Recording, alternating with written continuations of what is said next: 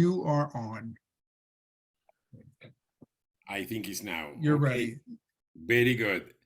Well, good evening, everyone. Thank you all for coming to this program tonight that is very, very important. And the topic that we are dealing with is very, very important, particularly because what we are hearing from Iran is terrible.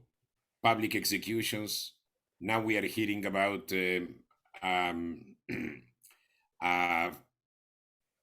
soccer player who played in the in the national team that is now also has been sentenced to death, and for some reason the FIFA, which is the International Soccer Association, has not spoken out about it, has not opened its mouth, less so Qatar, and so this issue is extremely important, and I'm so glad that Jessica is here tonight to brief us on the situation in Iran, and also that Dr. Linda Geller Schwartz is the moderator, is the perfect moderator for this kind of program, particularly given the fact that this protest is being led by women, particularly, not only, but there is a very conspicuous uh, involvement of women in these protests.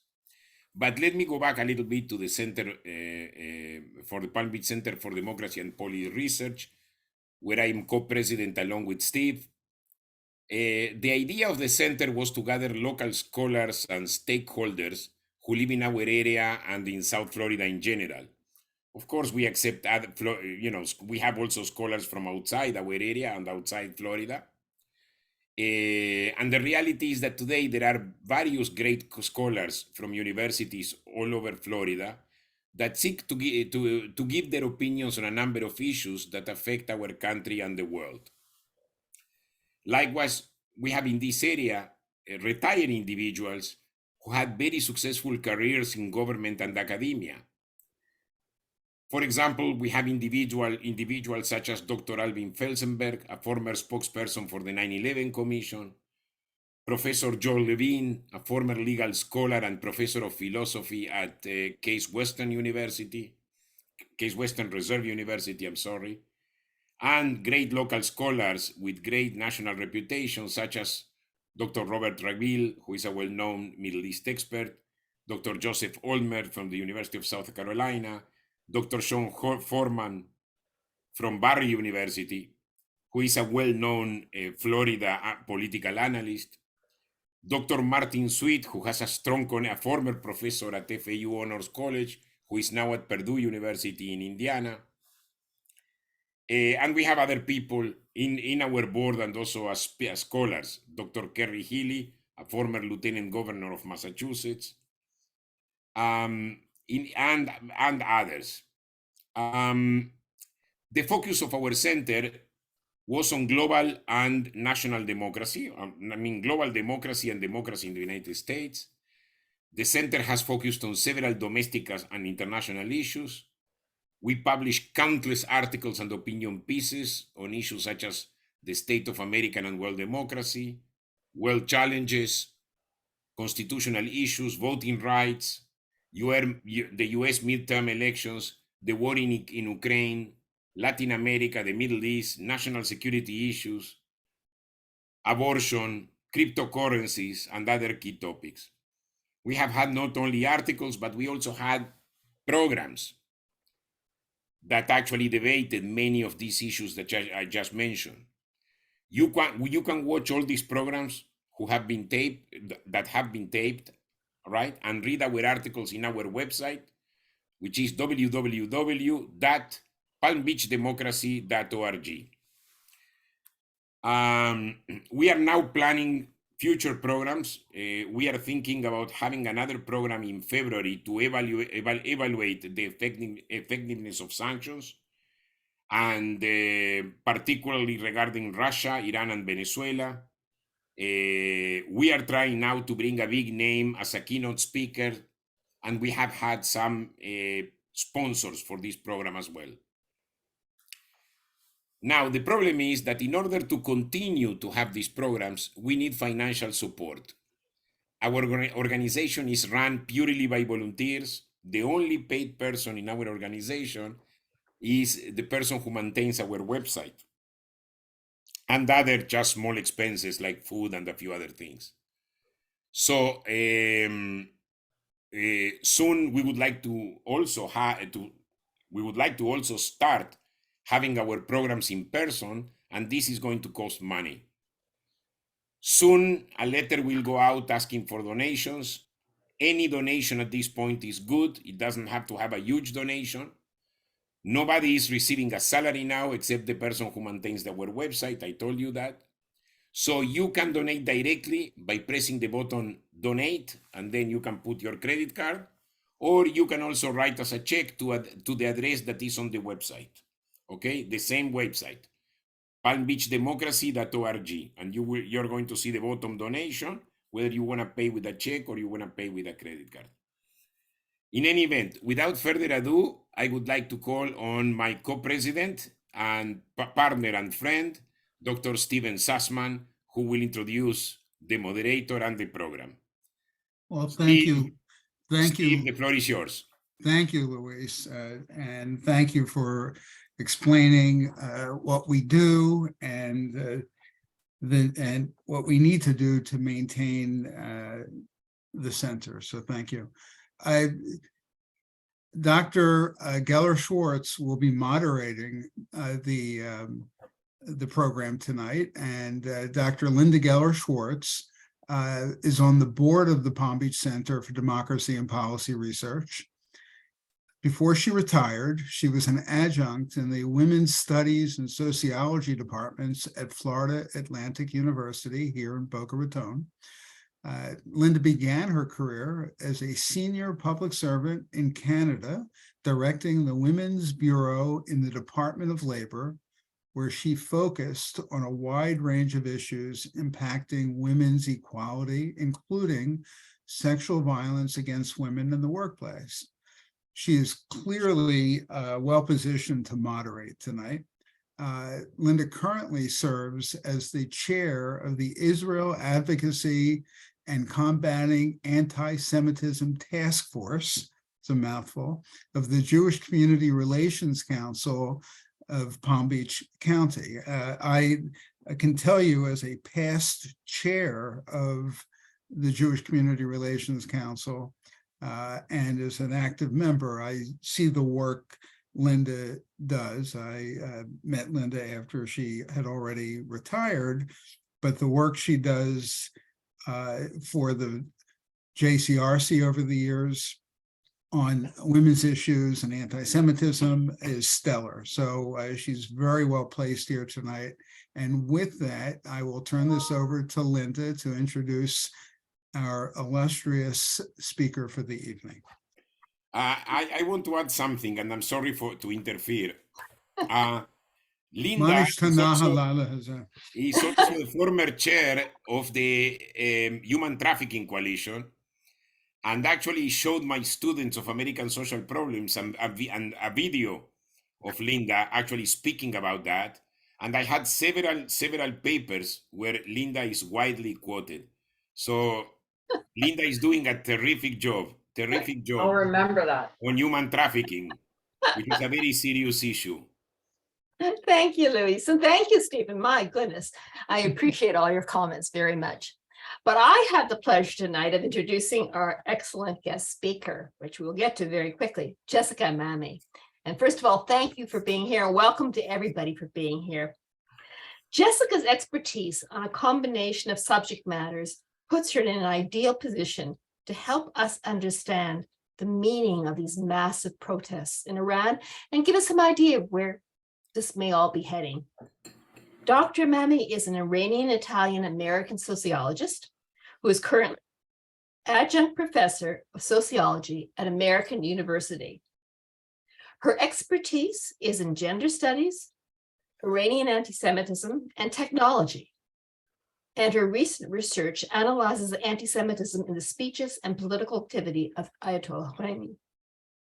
Who better to address the meaning of these protests? With the chant, women, life, freedom, echoing on the streets of Iran, It is impossible to ignore the role that gender and misogyny are playing in this. Indeed, both hardliners in the Iranian ruling elite and reformist critics, such as Hijab, contend that eliminating the compulsory hijab could be the death knell of the Islamic Republic.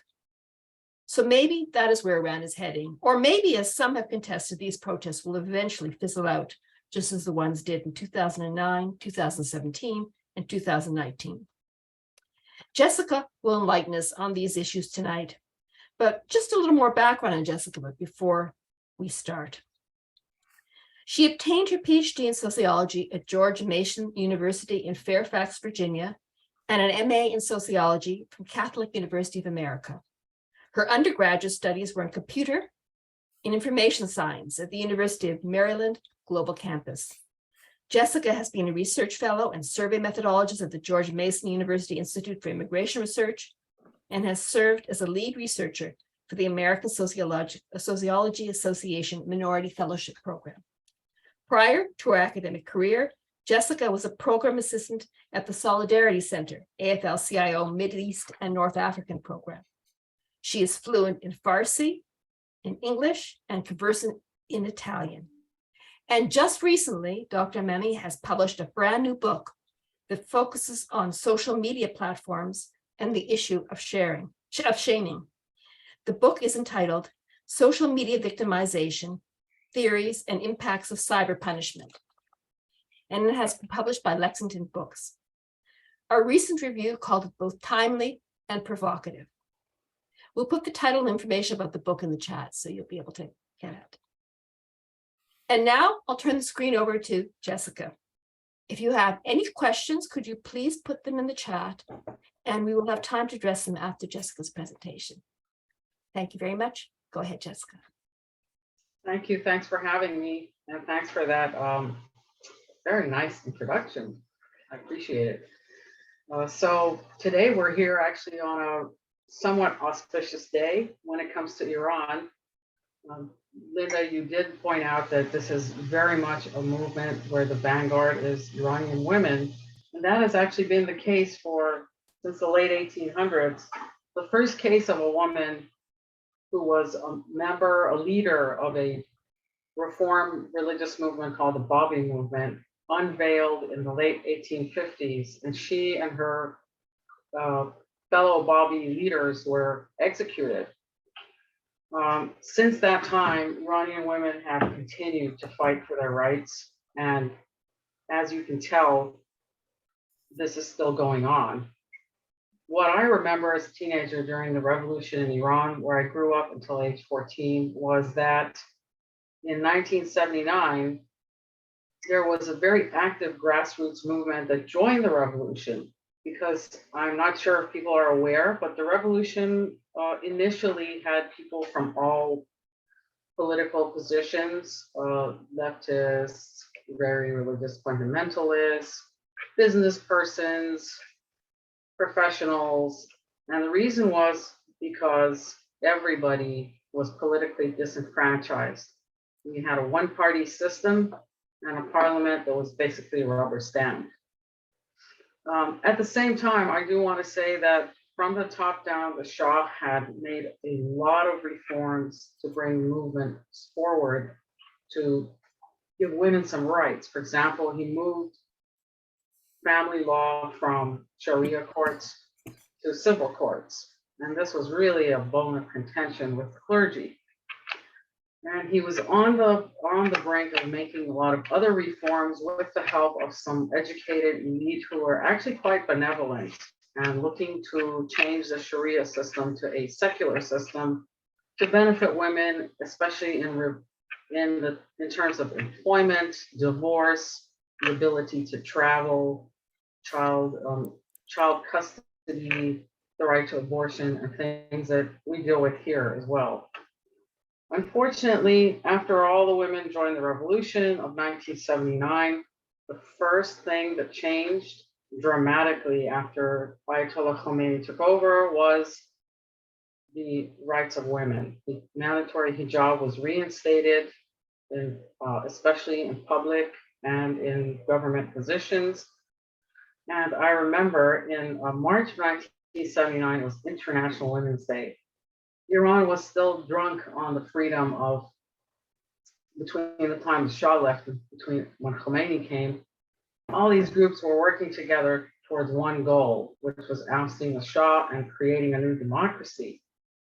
When the women heard the decree by Ayatollah Khomeini that mandatory hijab was reinstated, there must have been about 100,000 of them, including a lot of my teachers, because I was in school with substitutes I did not recognize. They had gone out to march. Feminist Kate Millett was there, and she wrote a book about it called, she wrote a book about going to Iran, I think it was called. It was a very big letdown for her and for those 100,000 women, because they were put down. They were actually attacked on the streets by Khomeini's guards. So, and that was one of the last overt big movements that we saw in the streets of Iran since the revolution. Now, a lot of things have happened in between. The women are still there, still doing very interesting work. There have been lots of campaigns, for example, to abolish stoning, which was successful, thank God. And then we had the movements. They want to do one on the death penalty. There are movements to outlaw the systematic rape and torture of prisoners, which is still occurring. But the straw that broke the camel's back, as you mentioned, was Mahsa Amini, who was a Kurdish woman who came to Tehran, which is far from her where she grew up, in order to find her way in life. She was dressed in Kurdish garb when she was captured. And some people have said that there may have been a sort of ethnic prejudice on the part of the guards to capture her and beat her the way they did. So you can see that the movement has a sort of a multi-dimensional thing going on with ethnic prejudice, economic difficulties related to women's employment and the economy in general, and then of course women's rights. So Mahsa became a symbol, and it hit right at the tipping point. We were at the tipping point, something Malcolm Gladwell talks about, where the whole country just exploded with anger. Prior to that, in 2017, there was a woman who was crazy about soccer. Her name was Sahar Khodaiyar. She used to dress in blue and paint her face blue and try to sneak into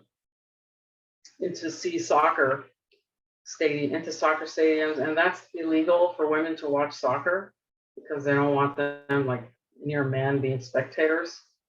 So she got caught and got embroiled with the law and just felt like she was in over her head, and actually self-immolated in front of the prosecutorial building, and she died. The second thing that happened was a year later in 2018, during those protests, there was a woman who put a white flag on a pole, her white hijab, and got on top of a utility box and just held it in traffic and wasn't wearing it. So she also became, the girl of Revolution Street. And then they put her in jail too. So the women keep coming back. They keep asking for their rights. They keep getting repressed. And of course, the repression is not working.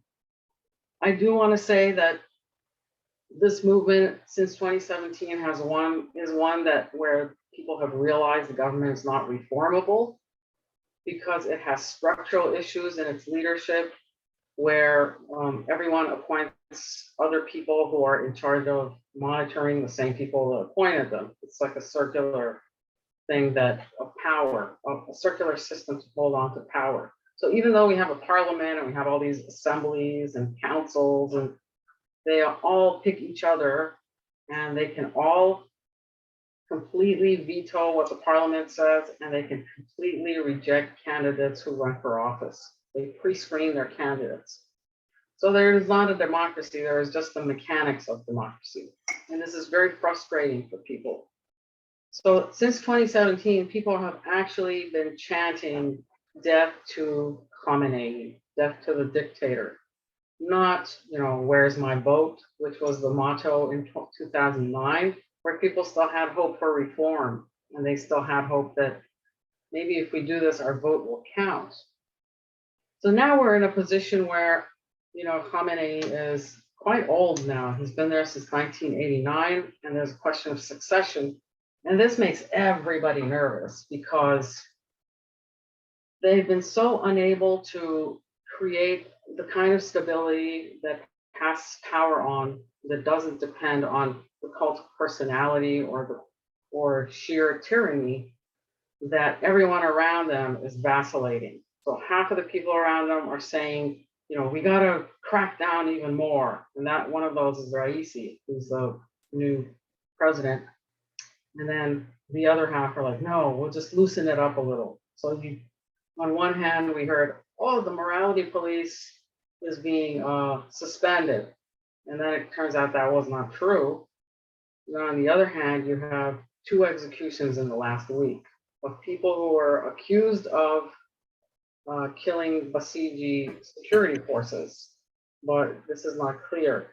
They do it so quickly without due process.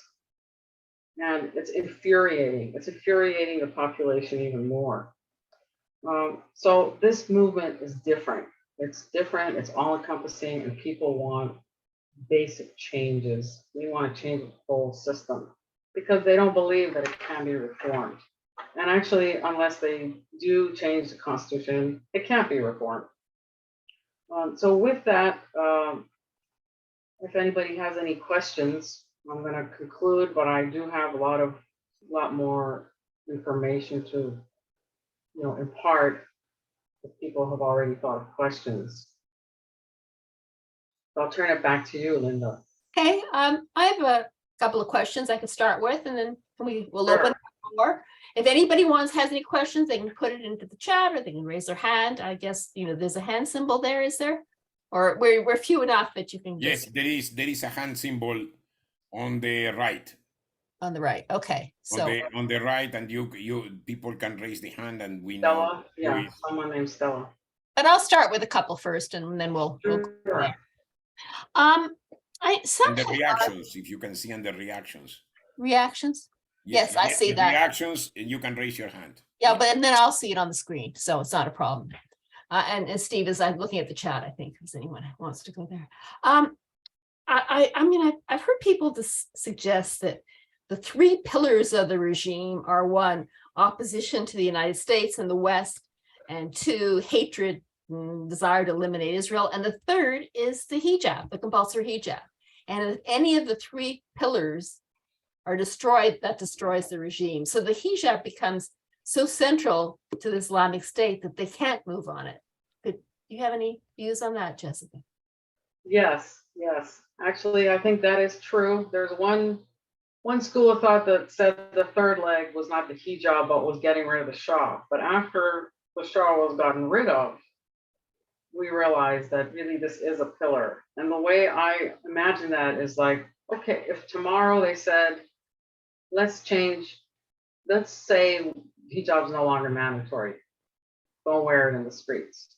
Don't wear it in public places. Don't wear it in government buildings. Will that fundamentally change the status of women? And the answer is no. We still have an age of marriage that is 9 or 13 years old. It's very young. It's really barbaric for the kind of society we aspire to be. Also, child custody is still terrible. They take sons away from children, from mothers, and give them to custody of the father after age 2. And for girls, it's after age 6 or 9, something very young. So it's essentially paternal, no questions asked. There's still polygamy, and there is still a need for women to ask their husbands if they want to work full time or if they want to travel anywhere outside the country. So there's still a lot of work to be done, but the hijab as a symbol is very important because it is the outward appearance of theocratic control of women by the government. And I feel that it's going to be one of the hills they die on. The day that goes down, I feel like things will crumble. So no wonder there's a resistance. Another question that struck me was, I know that the women in Iran are highly educated. I mean, in recent years that they're more literate, and at least the statistics I've seen say that the literacy rate is good, and that the graduation rate from universities is, I don't know, something like 60% of graduates are women. But that there very few of them actually get jobs. It's like 15, 17% actually get opportunities at jobs. To what extent do you think these demographic issues have an impact on what's happening now? I think demographics are very key. So if you've thought about it, the most successful revolutions are the ones that are intergenerational, different, all classes. The more people involved in different cross sectors of the country, the more successful it can be. Having said that, for women especially, the economic situation and the work situation has been horrible. So even though we have now close to 100% literacy rate especially for people under 25, the economic situation has been terrible. Now, part of that is because Iran's foreign policy and its human rights policy is a self-made bed of thorns, which caused the sanctions, and then the sanctions in turn have made life difficult, especially have made life difficult economically for everyone. But more than that is also the corruption within the economy has made life difficult in terms of getting jobs. So yeah, there are no jobs. There's hardly any for anyone, but particularly for women, it's harder for them to find full-time employment or employment with benefits. And yet they do find themselves having to participate in the economy like many other countries to bring enough for the family to eat. So generationally, that's a huge thing. And for these young people who grew up not having known anything other than the Islamic Republic, not having known most of the dynamics of the status of women prior to the revolution and how things used to be, they feel hopeless when they graduate. Their choices are either to leave or to just have a very difficult time making ends meet, staying in Iran. One thing that I am not seeing enough of, but I'm hopeful that not enough time has passed to really make a judgment, is I'm not seeing a lot of intergenerational movement yet. And I mean, like, all the protests that I see every night from different like Telegram channels, friends, things that I look at, is all people under age 30. That's what I'm seeing. I'm seeing men and women, which is really bodes well, and they're very brave and they're putting themselves in harm's way. But there was a little bit of movement with strikes in the oil sector and the key industries, which are inhabited by older people. But that stopped for some reason. I imagine, well, there's two reasons. One is because those industries have been sort of cannibalized by the IRGC. They're owned mostly by IRGC officials. IRGC is the Revolutionary Guard Corps, most of whose members are appointed by the Supreme Leader. They're military, and so they do also these foreign policy activities and economic activities with sort of bad actors. They're involved in the pharmaceutical industry, opium, all kinds of things, and they have very little accountability to anyone. But the oil industry is particularly dominated by the IRGC, and all the workers have become temporary. They're not organized. Like, nobody knows who they're going to be working with tomorrow or who their real boss is. So that makes it harder to organize. Nevertheless, a lot of labor leaders who are in their 50s, 60s, all ages, their leaders are all in jail, and they have been there for off and on for 20 years at least. So I'm hopeful that you know, the left hand talks to the right hand, and Iranians come to a consensus that's multi-generational and across a lot of sectors. But what you touched on, the generational aspect of this movement is really key. There's a lot of demographic things going on. Overall, Iran's still a very young population, and they want something different.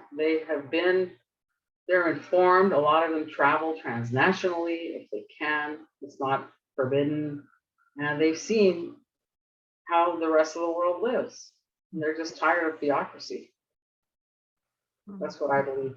Thanks, Jessica. Luis, I notice your hand's up. Yeah, yes. Thank you, Linda.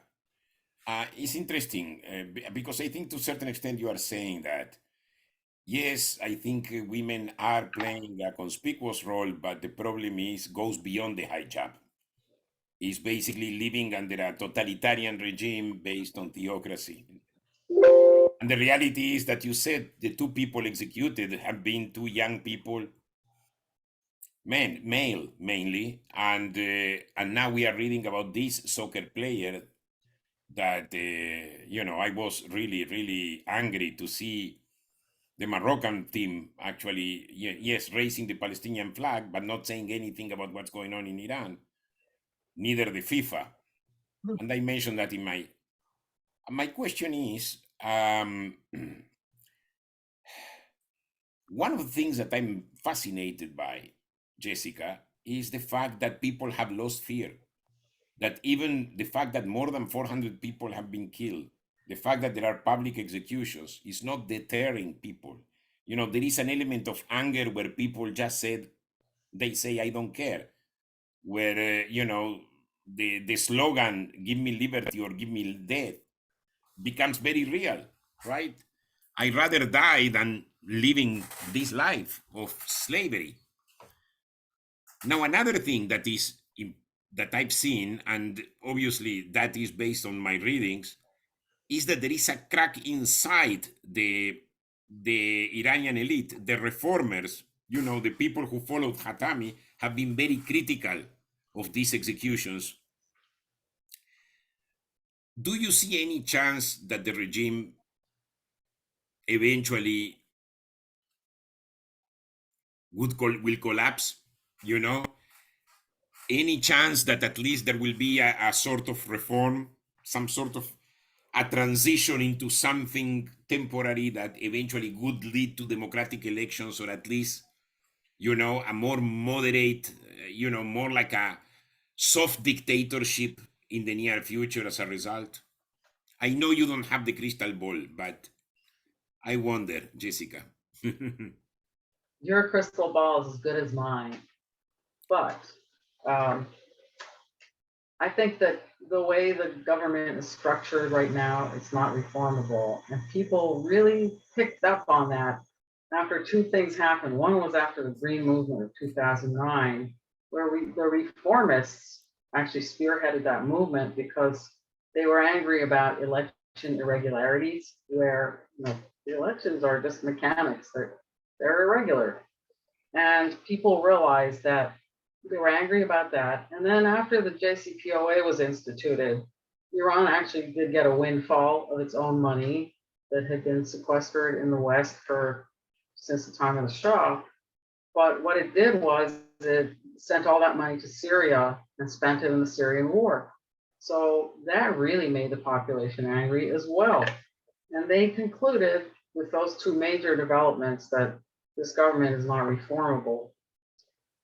Now, it's not out of the question that maybe some wise people will get together and say, okay, rather than shed blood, let's redo the Constitution to fix some of these self-referential councils where, the guy who appoints the supreme leader is from this council, but this council is picked by that council, but the supreme leader picks that council. So what's the use?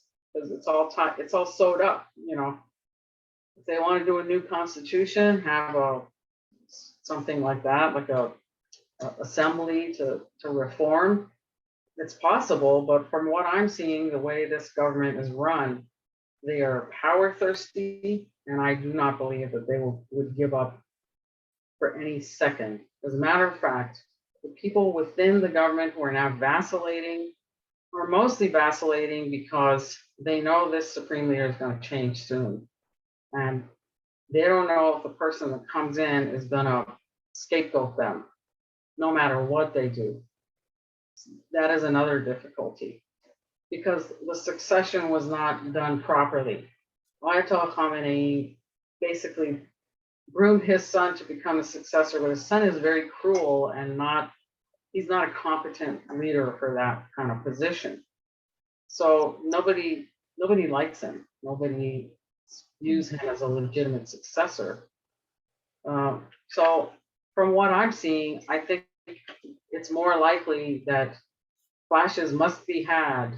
And the fearlessness that you're describing, exactly, yes, I think part of it is because the people are so young. And when you're younger, you think you're invincible. Their chances at life success are very low, and they're seeing that as well.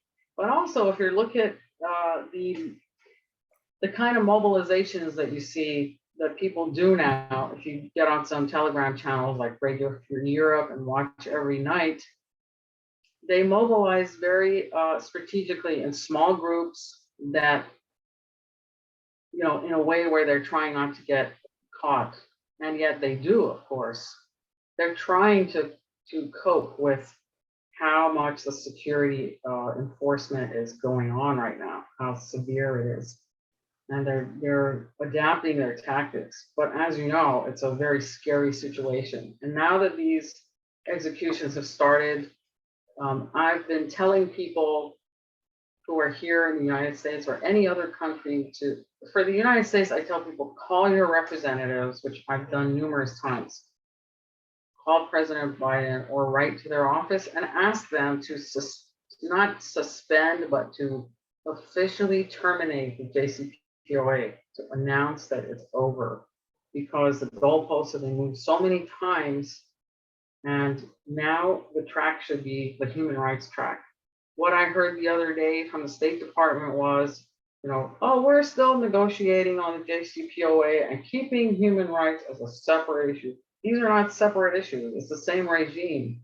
It's the same regime, and the leverages are intertwined.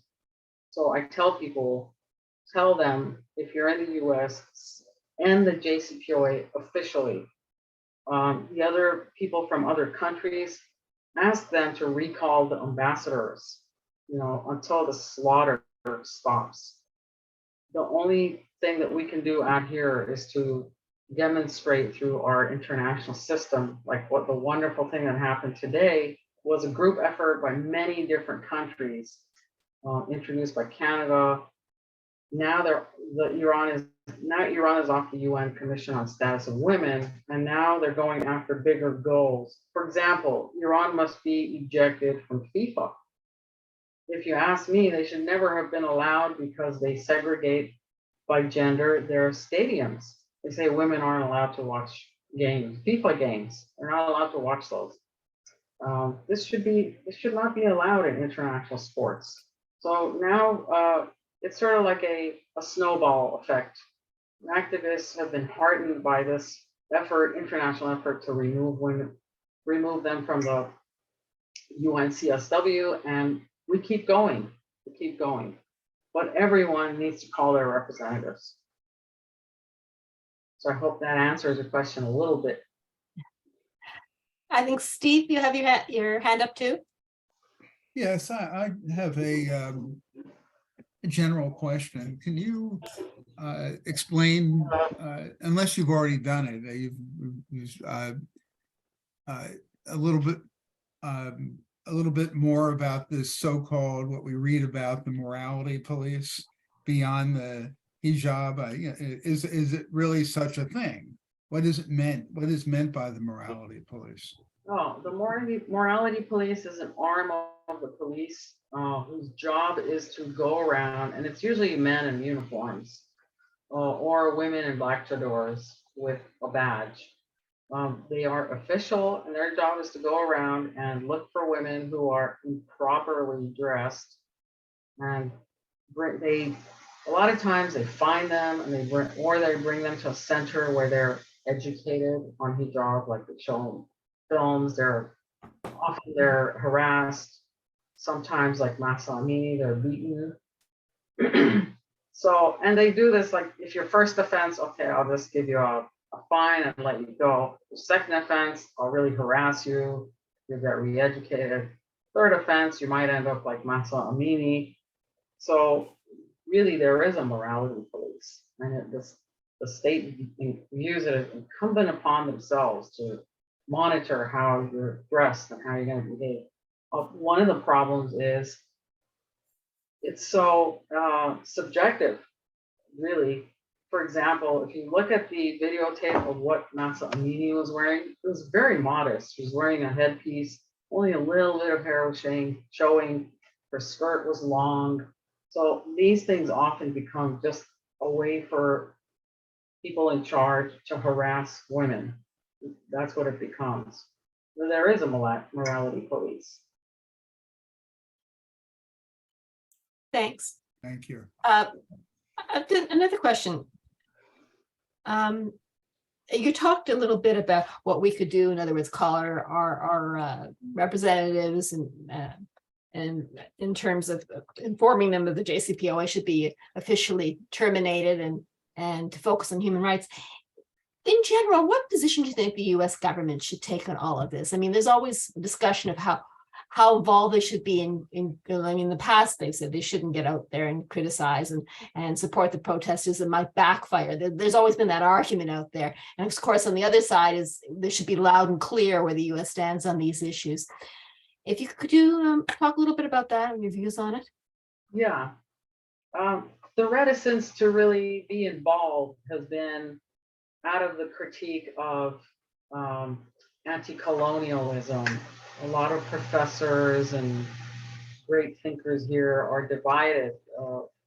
Even in the Iranian community, there's the anti-colonial group who, remembers everything going back to like before World War I, when Britain and Russia invaded Iran, and also the times when Winston Churchill created new countries in the Arabias. But so they have this institutional memory and basically view as anything the West does or says as interference. However, I think most people practically, and also people who are more oriented towards the values of democratic values, really, the community of democracies, say, that's how I feel, is, what do you mean? Of course we should be involved. And by involved, I mean doing everything we can to help the Iranian people free themselves from this tyranny. We don't mean, direct military interference and things like that, but most definitely sanctions have been very effective. They were effective during President Obama's term in terms of affecting how Iran did nuclear things, nuclear policy, and they were effective during President Trump. Iran was really changing its behavior, and especially after Qasem Soleimani, who was the head of the Quds Force, which is the foreign arm of the IRGC, was eliminated, you saw a great retreat in the number of terrorist attacks and military actions that were going on around the world. And honestly, they haven't really gotten it together since then in the same way. He was pivotal to what was going on around the world. So, yeah, I think that, could you repeat the question? No, you've addressed it. It's, there has been a trend in this country for some people to instantly say, if we interfere, we're only going to make it worse. They'll blame it on us, but I just wanted to tie it together. Even right now, within the Iranian diaspora, there's a big arguments going on between one camp or the other. The camp that has always sort of soft pedaled how much Western involvement we want is problematic. The reason being that every time anybody else says something where we request help for Iran, they call people warmongers, or they call them neocons. they label them, or else they, they say, you're a warmonger. I call them peacemongers because they do it in the name of peace. What this does is it harms Iranian people. That's what it's doing, because it artificially boosts and protects the regime. It keeps it in place. So I think that we should take these kinds of humanitarian actions, symbolic actions, and definitely sanctions, definitely at the UN level, punitive actions out of FIFA, everything we can, much in the way that we did with South Africa. I call the regime of Iran a gender apartheid regime. Yes. There is another question in the chat, by the way. Yeah. Yeah. You want me to read that? Yeah. Yeah, it's could you please address, and this is from Andreas, could you please address the Iran-Russia relations? Thank you. Wow, Iran-Russia relations. That's very good. That's a very good question, because I feel like as egregious and terrible as the human rights violations have been, what may really get Iran in trouble is its military assistance to Russia. Iran has debt to pay to Russia because Russia got them out of hot water in Syria towards the, when they finally vanquished ISIS. Iran was a little bit stuck there for a while. So now it's dues payback time, and they are violating the JCPOA. They were building the drones and sending it to Russia, which is a direct violation. Now they're trying to get around it by sending their specialists there and building it on Russian soil, but it's still a violation of the JCPOA. So I think people within the diplomatic community, their next step is to demand from the Security Council for some of the snapback of the sanctions at the UN level on Iran for doing that with Russia. They are partners, and the way I look at it is we pretty much have a sort of an axis between Iran, Russia, and China. China's a little, something surprising happened last week. China had made a 25-year pact with Iran for oil in exchange for goods. And it's a very lopsided deal because Iran needs cash. And then last week, it turned out that China had also gone to Saudi Arabia and they were talking nuclear deals. So Iran was caught off guard. I still don't know the whole story with that, but I find that very interesting. But I always find that Iran, Russia, and China are like really a real axis that we need to be aware of. Could I ask you, it seems one of the other areas that you're interested in is, what role have social media platforms played during the protests so far? I mean, what access has there been, and maybe social media has been throttled. The internet itself has been throttled by the Iranian regime because they can, and they have the ability. One nice thing that happened was Elon Musk made available the Starlink satellite to Iran. So if people are able to get the receivers into Iran, which they're small boxes from what I hear, you will be able to get like up to 20 internet connections on one Starlink. And there are some civil society groups that are working on that underground. However, the first thing Iran does when anything goes wrong is shut the internet, because social media and the internet itself has been monumental in getting the word out on all the atrocities. We have photographic evidence of what's happening. We have people talking as it's happening. And from what I'm seeing, people are now able to get around it in different places. It's spotty. It's like a cat and mouse game.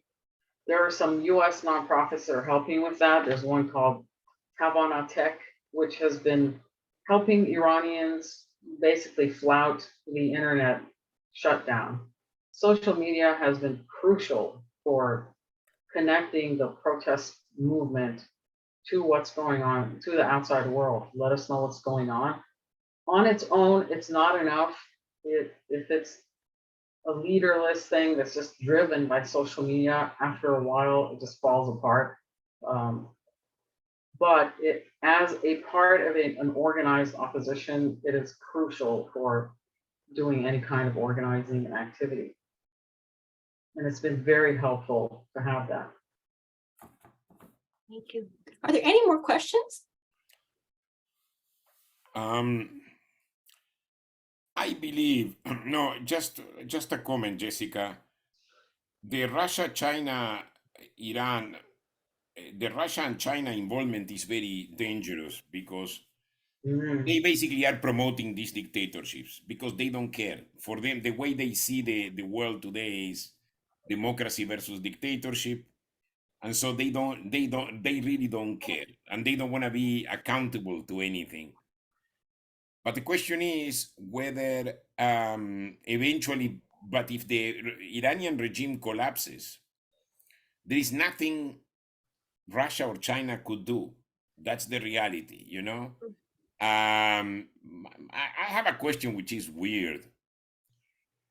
At this point, to what extent there is a will for some of the protesters, I say some, to organize more as a clandestine force, you know, as an underground force that could launch an asymmetric war or, you know, a guerrilla war against the regime. Because I think that should be a possibility, and to what extent we should support that movement at this point.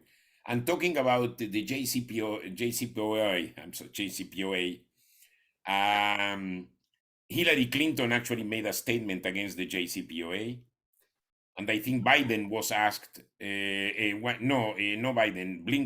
was asked about what he thinks about Clinton's statement about stopping with the JCPOA at this point, because the most important thing is what is happening now. And he said that he's 100% with Hillary. So I think our government, and not because I want to praise the Biden administration, but sometimes, you know, I think what the administration says is not necessarily in line with what the State Department says. I think when Obama was president, was different. Obama, he was the one who insisted on the separation between the nuclear issues and the human rights issues and all these wars that Iran is promoting in the Middle East, not only in Syria, but also in Yemen and in Lebanon and other places. So my question is, to what extent there could be an armed underground that would challenge the regime with weapons from within? It's a possibility, but I think would be disastrous. I would envision, my vision is something like what happened in 1979, which is to continue the momentum until the Iranian regular army joins the people. The IRGC is a force that was created by the Ayatollah Khomeini, who are mostly loyalists, and that's why they have all the resources. But we still have the regular army, kind of like the Egyptians do, you know, that has been long serving and has been there for a long time. And what happened in 1979 was, at some point after Shah left, the momentum got more and more, and then the army declared neutrality. I would be really horrified if underground guerrillas turn up who are armed, and don't think that's a great idea. But the army the most powerful group? Because I think the Revolutionary Guards are the ones that actually have all the resources, right? Yes, but the army has organization and some There could be a resources. confrontation between the regular army and the Revolutionary Guards. It's a possibility. Yeah. I mean, I would see that. To me is much more realistic than, well, let me say a guerrilla war is very realistic, but very horrifying. I think of Syria, you know, I wouldn't want to see that because Iran has multi-ethnic, it's a mosaic. And if that were to occur, we'd be looking at another Syria. Well, unless everyone unites against the regime. True, very true. But I'm not hearing any chatter about that. I think that security is very tight in Iran. I doubt if people could mobilize that way. Very interesting, Jessica. Thank you I so want- much. Yes, extremely interesting. Thank you so much, Jessica. I really appreciate it. I think we all learned a great deal from this. Thank I you so put much. the name of your book in the chat here. Do you want to tell us? Yeah, so my book is about how people use social media to punish one another or cancel one another. And it just, I based it on theories of extremism and terrorism, which describes how people who go to the extremes feel that their life, they feel their life is threatened. It's called terror management theory. We as human beings are aware that we're mortal, and when our worldview is threatened, we feel an existential threat. And the way this came about was when I first started using social media 10 years ago or so, I would get into these like arguments with people I didn't know, and 4 hours later, I'm like, why did I even do that? So that set me on an exploration of the psychology of social media. And I figured by writing this book that we all have the ability to be a troll or to be trolled. It's a very pernicious thing, and part of it is the technology itself. So this is what the book is about. And anyone can get it if you go to jessicaimami.com. I'm not able to type right now. So Okay. I can put it if you want. Tell me this is right. yeah, jessicaimami.com. Imami is only 2 M's. It's only 1 M on. Does that work? EM. Let me It's check. one M twice, not together. 1 M not together. twice. AMI. Okay.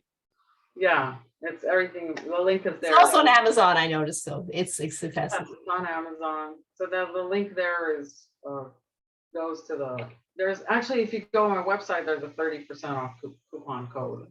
Okay. Is this Jessica? Is kind of cyberbullying? Is something like that in the book? Or Anything no? from cyberbullying to writing a bad comment to doxing to causing someone to kill themselves. It goes the whole gamut. I see it as a spectrum of trolling behaviors. But the question is why? Why do we get into these fights that ordinarily we wouldn't? Like, you don't walk down the street and attack someone for something they say.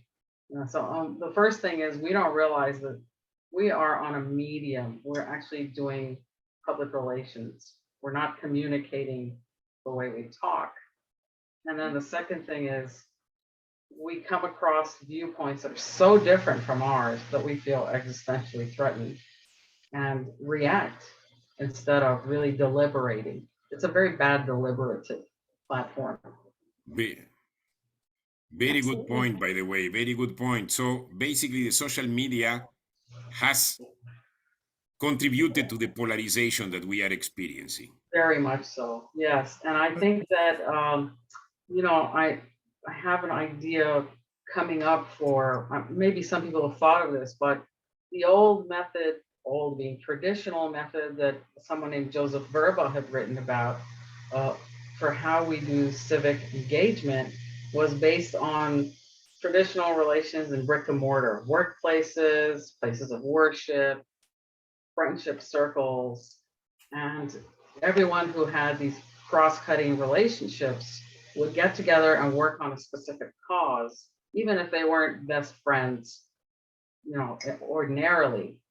Now we're thrown together on social media around one cause. We don't know how many commonalities we have with others, and we're at the mercy of the algorithms that the companies determine. So it's really turned democracy upside down, I think. It's made it really at the hands of some oligarchs. This sounds like another topic. Right, but Another topic, yes. then I'm going to get my 2 cents in there. By the and way, that is- Joseph Verba was one of the first. Democracy, and I know this is a democracy platform. Yes, it's the market I think John Stuart Mill spoke about it as well, this concept on liberty, the marketplace of ideas, which leads to closer and closer to whatever the truth that elusive truth is. Yes, But center of reason. when you shut people down on social media or anywhere, you're stifling that marketplace, and that's the problem. Yes. Well, but they can manipulate it too. Like, I don't know if you're following the Twitter. Yes, of page. course. You can't help but follow it. That's Especially the if you're on. thing, you can't help but look. Well, but Yeah, That's Yeah. social media. yeah. So I- This is very interesting. So, I've really enjoyed Yeah. talking to everyone. yeah. And we do have a couple of people that I see who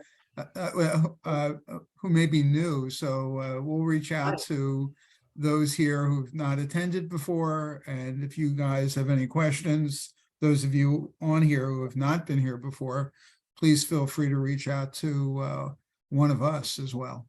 well, I see a couple of people who are new. Andreas and Kata, how did you hear about us? Anybody? They're on mute, both of them, so. Yeah. No, but they can unmute themselves. Yeah, but we don't want to put, oh, there we go. This is Andreas. I received emails from you for a while. This is not my first meeting. I've been on before, Ah, okay. but I've received emails, and I don't know how you found me, but it's been very interesting today's session and also the one that you had a few weeks ago. And are you Thank you, here in Palm Andreas. Beach County, Andreas? Are you here in Palm Beach County?